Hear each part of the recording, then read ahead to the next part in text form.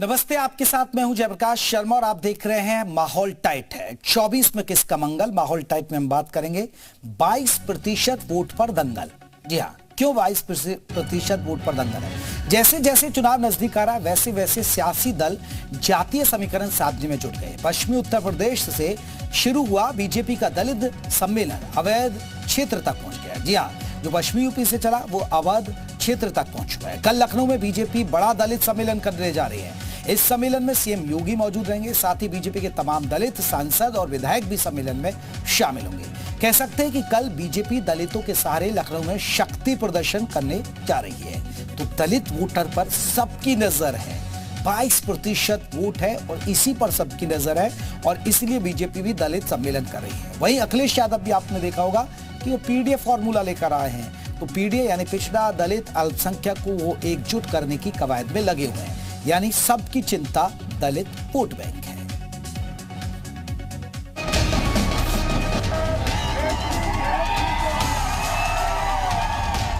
– 2024 के चुनावी इम्तिहान के लिए 22% दलित वोटरों की घेराबंदी शुरू हो गई है।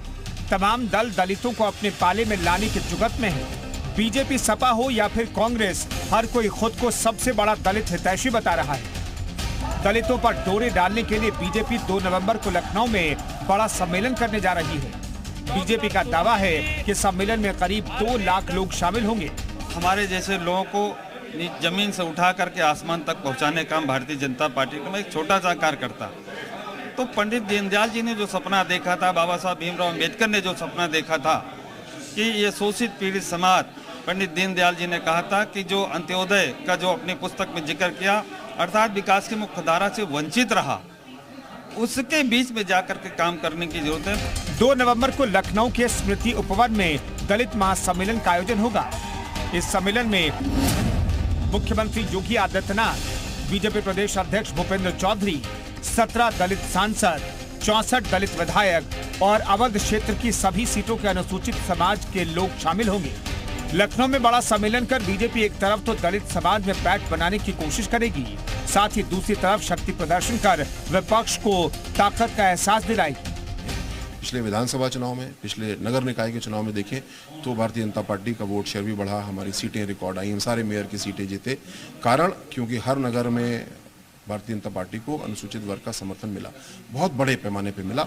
उसको धन्यवाद भी हम ज्ञापित करते हैं, आभार व्यक्त करते हैं। जो वादे हमने किए सामाजिक बराबरी के, विकास की भागीदारी के, उनको पूरा किया। आगे और मजबूती से करेंगे और अच्छी योजनाएं लेकर के आएंगे। जो बाबा साहब की कल्पना थी कि समाज में किसी प्रकार का भेदभाव ना रहे, उसको हम लोग पूरा करेंगे। बहरहाल घोसी उपचुनाव में हार के बाद बीजेपी दलित वोट को लेकर बेहद गंभीर है। बीजेपी का शीर्ष नेतृत्व जानता है कि अगर 2024 में भी अखिलेश यादव का पीडीए दांव चल गया तो उसके हाथ से चुनाव निकल सकता है। लिहाजा 22% वोटों को पुख्ता करने के लिए बीजेपी चुनावी यलगार के बीच लखनऊ में दलित दरबार सजा रही है। ब्यूरो रिपोर्ट, जी मीडिया। दरअसल 2024 के चुनाव में बीजेपी को अच्छा खासा दलित वोट मिला था। इसके बाद से ही बीजेपी का पूरा फोकस इस वोट वर्ग पर है। आए दिन बीजेपी के, आपको बता दें, बड़े नेता दलितों के घर भोज कर रहे हैं ताकि दलित समाज में बीजेपी की पैठ और मजबूत हो जाए। आपको 4 तस्वीरें हम दिखा रहे हैं। 14 जनवरी 2022, 5 अगस्त 2017 की तस्वीर आप देखें। धर्मेंद्र प्रधान आपने देखा हो, केंद्रीय मंत्री है। एस जयशंकर विदेश मंत्री है। ये भी दलितों के घर भोजन कर चुके हैं। ये पुरानी तस्वीरों के जरिए हम आपको समझाने की कोशिश करें कि बीजेपी का दलित भोज रहा है। गृह मंत्री अमित शाह, आपको बता दें कि उन्होंने भी दलितों के घर जाकर भोजन किया था 5 अगस्त 2017 की। 14 जनवरी 2022 में खुद सीएम योगी ने भी भोजन किया। धर्मेंद्र प्रधान केंद्रीय मंत्री, आपको बता दें कि यूपी के चुनाव प्रभारी थे, तो उन्होंने उस वक्त भी, आपको बता दें, कि दलितों के घर पर भोजन किया था। और 11 जून 2023 ये हम तस्वीरें दिखा रहे हैं। एस जयशंकर विदेश मंत्री हैं। तो दलित वोटर पर सबकी नजर टकी है। अब दर्शकों को ये समझना बेहद जरूरी है कि आखिरकार दलित वोट क्यों जरूरी है। क्योंकि चुनाव आया है और दलितों पर दाव है। तो दलितों पर दाव है। दलित सम्मेलन, सपा बीएसपी को टेंशन, चुनावी दंगल, दलित किसका करेंगे मंगल, दूसरा हमारा अहम सवाल है। इधर दलित, उधर जीत शिफ्ट मानी जा रही है। तो बताया जा रहा है कि जिधर दलित होंगे उधर जीत लगभग शिफ्ट मानी जाती है और ये होता है। यूपी की कई ऐसी महत्वपूर्ण सीटें हैं जहां पर आपको बता दें कि दलितों के निर्णायक भूमिका में होते हैं। तो ये महत्वपूर्ण सवाल जिन पर हम बात करेंगे माहौल टाइट में कि आखिरकार दलितों पर इतना फोकस क्यों, क्योंकि अखिलेश यादव भी पीडीए फॉर्मूला लेकर चल रहे हैं। अब बीजेपी भी लगातार दलितों का सम्मेलन कर रही है, दलित अनुसूचित जातियों का सम्मेलन कर रही है। लखनऊ में एक खास तैयारी की गई है। तो चलिए हमारे साथ कई खास मेहमान हैं, अपने मेहमानों से हम चर्चा करेंगे। हमारे साथ आपको बता दें कौशल किशोर जी हैं, केंद्रीय मंत्री हैं। कौशल किशोर जी बहुत बहुत स्वागत है। असीम अरुण जी हैं, राज्य मंत्री हैं। असीम जी आपका बहुत बहुत स्वागत है। रामचंद्र कनौजिया हैं, प्रदेश अध्यक्ष हैं बीजेपी के, वो भी हमारे साथ जुड़ गए हैं। आपको बता दें SC ST मोर्चे के प्रदेश अध्यक्ष हैं। तीनों मेहमानों का बहुत बहुत स्वागत है। सबसे पहले असीम अरुण जी आपसे, सर लखनऊ में एक दलित सम्मेलन की तैयारी हो रही है, क्या है रूपरेखा और क्या मकसद है सर इसका? बहुत धन्यवाद कार्यक्रम में आमंत्रित करने के लिए। ये एक कार्यक्रमों की श्रृंखला है, हमारे 6 क्षेत्र हैं और ये 5वां कार्यक्रम है। लखनऊ में कल और उसके बाद में 3 तारीख को गोरखपुर में अंतिम कार्यक्रम होगा। इसका उद्देश्य ये है कि पिछले चुनाव की अगर हम बात करें, नगर निकाय की, उससे पहले विधानसभा की और लोकसभा की, तो हर चुनाव में अनुसूचित वर्ग का समर्थन, भागीदारी भारतीय जनता पार्टी के साथ बढ़ी है। कारण मोदी जी और योगी जी की जो नीतियां हैं वो सबको पसंद आई, गरीब कल्याण की नीतियां हैं, सबको साथ लेके चलने की नीतियां हैं। इस कार्यक्रम में हम सबको धन्यवाद दे रहे हैं और आने वाले समय में किस प्रकार विकास के प्रवाह में और भागीदारी होगी, सामाजिक रूप से और समानता का भाव हम लोग स्थापित करेंगे, इसके ऊपर चर्चा होगी और महत्वपूर्ण विषय इसमें माननीय मुख्यमंत्री द्वारा, योगी जी द्वारा सबके सामने रखे जाएंगे। हमें आशा है कि कम से कम 1.5 लाख लोग इसमें शामिल होंगे। देखिए असीम अरुण जी, उधर पीडीए फॉर्मूला चला रहे हैं अखिलेश यादव। पीडीए यानी शायद को 2 या 3 जातियों का नाम उन्होंने ऐसा सोचा है, और कोई अगर सोच रहा है कि 3 जातियों को मैं बांट लूं और मैं जीत जाऊं, तो ये बंटवारे की राजनीति नहीं चलने वाली है। इसके विपरीत भारतीय जनता पार्टी मोदी जी के नेतृत्व में सबको जोड़ने वाला काम करती है। आज हम हर धर्म, हर संप्रदाय, हर भाषा के व्यक्ति के घर जाते हैं, उनसे वोट मांगते हैं, हमको वोट मिलता है, कहीं कम कहीं ज़्यादा, लेकिन हम हर बार चेष्टा करते हैं कि सब का साथ हमको मिले और इसमें सफल हो रहे हैं। जिन्होंने तोड़ने वाली राजनीति की 1947 में, वो देख लें तोड़ने का परिणाम क्या होता है पाकिस्तान। जिन्होंने जोड़ने वाली राजनीति की वो भारत की ओर देखें मोदी जी के नेतृत्व में। आज भारत अर्थव्यवस्था के दृष्टिकोण से, सैन्य ताकत के दृष्टिकोण से, विकास के दृष्टिकोण से हर स्टेज में कितना आगे है। तो जो तोड़ने वाली राजनीति कर रहे हैं, यूपी के भारत के मतदाता बड़े होशियार हैं, उनको नजरअंदाज करेंगे। जो जोड़ने वाली राजनीति कर रहे हैं, सबका साथ, गरीब कल्याण की राजनीति कर रहे हैं, उनको समर्थन दिया है, भविष्य में समर्थन और मिलेगा, ऐसा मेरा पूरा विश्वास है। चलिए मैं लौटूंगा सर आपके पास, थोड़ा सा और वक्त लेंगे। कौशल किशोर जी भी हमारे साथ जुड़े हैं। कौशल किशोर जी, क्योंकि एक बड़ा सम्मेलन आप लोग कर रहे हैं और दलितों पर आपका फोकस है। कौशल किशोर जी, क्योंकि बीते अगर हम 4 चुनावों में देखें तो बीजेपी को दलितों का बहुत अच्छा वोट बैंक मिला, अच्छा खासा प्यार मिला है। लग रहा है कि इस बार भी दलित आपके साथ आएंगे, क्योंकि मायावती भी दलित वोटर पर अपने हक जमाती हैं। अब पीडीए फॉर्मूला लेकर आए अखिलेश यादव, वो कहते हैं कि देखिए हम पिछड़ा, दलित और अल्पसंख्यकों को साथ कर चल रहे हैं, और उनका पीडीए फॉर्मूला अभी देखिए उपचुनाव हुआ और वो उसको हिट बताते हैं कि देखिए अभी हमारा उपचुनाव हुआ था विधानसभा का घोसी में, तो हमारा फॉर्मूला हिट हुआ। नहीं, उनका फार्मूला हिट नहीं हुआ और वहाँ कोई पार्टी की हार नहीं हुई है। वो व्यक्तिगत कैंडिडेट जो थे उनका विरोध हो रहा था।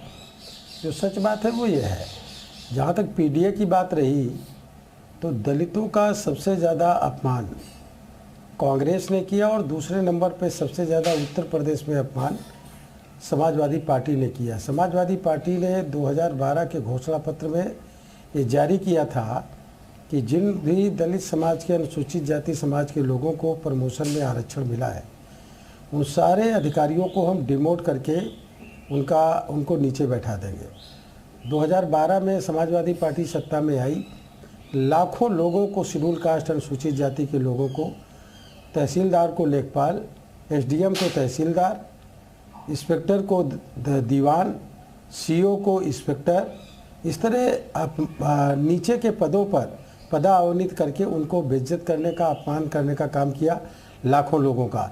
इसलिए उनका ये पीडीए का फार्मूला बिल्कुल फेल है। पीडीए का मतलब क्या है? पिछड़े में उनके साथ और कौन है? उनके समाज के लोग ही उनके साथ नहीं है जी। वो भाजपा को वोट करेंगे लोकसभा के चुनाव में। ए का मतलब उन्होंने कभी अल्पसंख्यक बताते हैं, कभी अगड़ा बताते हैं। वो खुद लोगों को कंफ्यूज करने का काम करते हैं जी कि आखिर वो ए का मतलब क्या है। तो इसलिए देखिए ये जातिवादी जो राजनीति की जो मानसिकता उनके अंदर बैठी है, ये डॉक्टर राम मनोहर लोहिया का अपमान है, उनके मिशन का अपमान है। डॉक्टर राम मनोहर लोहिया का जो मिशन था, अंतिम व्यक्ति के चेहरे पे मुस्कान, अंतिम व्यक्ति के चेहरे पर मुस्कान। आदरणीय प्रधानमंत्री नरेंद्र मोदी जी ने 80 करोड़ जनता को मुफ्त में राशन दे करके, 50 करोड़ जनता को मुफ्त में इलाज दे करके, 10 करोड़ महिलाओं को गैस सिलेंडर चूल्हा दे करके, 3.5 करोड़ लोग महिलाओं को उनको आवास दे करके, 50 करोड़ लोगों को इलाज दे करके, पीने का पानी उपलब्ध करा करके, शौचालय उपलब्ध करा करके, गरीबों को अंतिम व्यक्ति के चेहरे पर मुस्कान लाने का काम, यानी कौशल किशोर जी, ये एक बहुत बड़ी बात है कौशल किशोर जी, क्योंकि दलित वोट पर सबकी नजर है। 22% के आसपास कौशल किशोर जी यूपी के अंदर दलित हैं, और सबसे बड़ी बात यह है कि दलितों पर ही सबकी नजर है और कई सीटों पर महत्वपूर्ण भूमिका में रहते हैं। लेकिन दलित आपकी तरफ देखेगा, दलित देखेगा कि आपको राशन मिल रहा है, दलित देखेगा कि शौचालय आप दे रहे हैं, दलित देखेगा कि आयुष्मान कार्ड आप दे रहे हैं, क्या दलित देखेगा? क्योंकि मैं बहुत जगह इलेक्शन में गया 2022 के चुनाव में, तो दलितों की जो समस्या थी, आम गरीब रेडी खोमचे वाले की जो समस्या थी, वो थी कि उनकी जमीन हड़प ली जाती थी। कोई भी लोग आते थे, उनके सामान उठा लेते थे, पैसा नहीं देते थे। अब वो चीजें बदली हैं, तो ये चीज आप मैसेज कर पाएंगे दलितों के अंदर, जो पिछड़े लोग हैं उनके अंदर ये मैसेज आप दे पाएंगे? नहीं, हम महसूस कर रहे हैं। हमारी पार्टी सेवाई संगठन के तहत लाभार्थियों तक जाती है, उनको लाभ पहुंचाने का काम करती है, उनको सारी सुविधाएं सरकार की उपलब्ध कराने का काम करती है। डॉक्टर के अंबेडकर जी के मिशन, शोषण विहीन जात विहीन समाज की स्थापना का मिशन, केंद्र में मोदी जी की सरकार, प्रदेश में योगी जी की सरकार पूरा करने का काम कर रही है। विपक्ष की दलितों के प्रति बुरी नज़र है, और दलित समाज की जो नजर है, घोसी में उपचुनाव देखिए उनका फॉर्मूला सफल रहा। अखिलेश यादव बार बार कहते हैं ना कि हमने देखिए ये हमारा फॉर्मूला सही हुआ, आपको साथ मिलता तो आप जीत जाते ना वहां से। देखिए मेरी बात सुन लीजिए, मैं बता रहा हूं कि मध्य प्रदेश, छत्तीसगढ़ और राजस्थान में सरकार कांग्रेस की बनी थी। जब लोकसभा का चुनाव आया तो सारी जगह सुपड़ा साफ हो गया और मोदी जी के नेतृत्व में भाजपा के कैंडिडेट सब लोकसभा के जीत के आए जी। इस इलेक्शन का कोई मतलब नहीं है, बाई इलेक्शन का कोई मतलब नहीं। कहने के लिए ढोल बजाएं अलग बात है।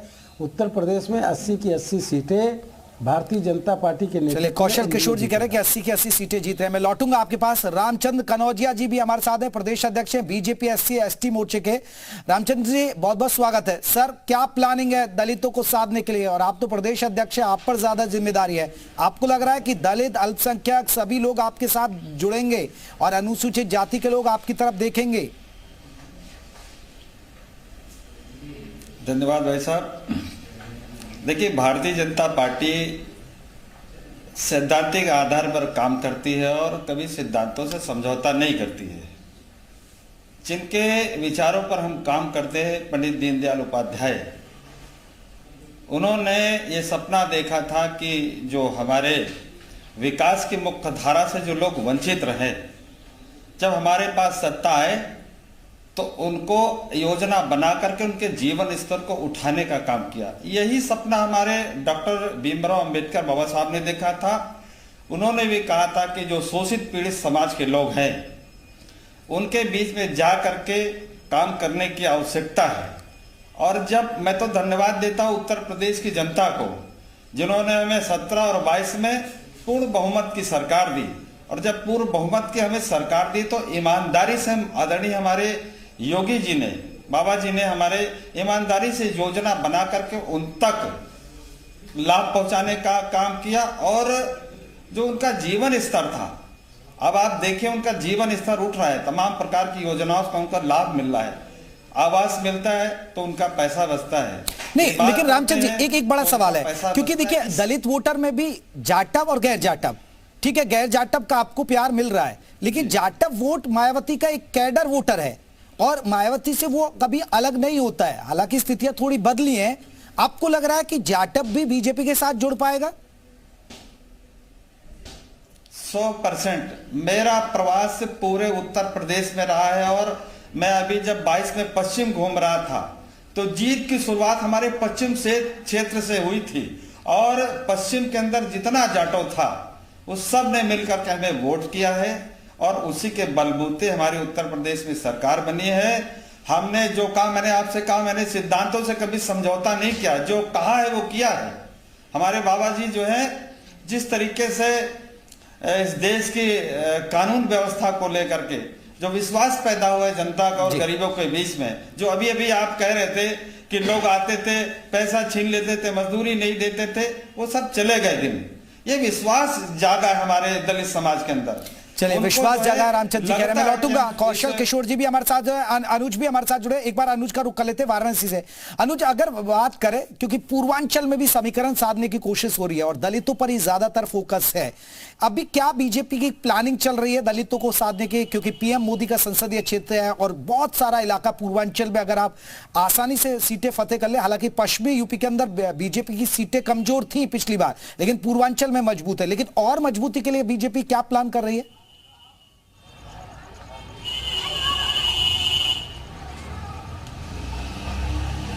अनुज,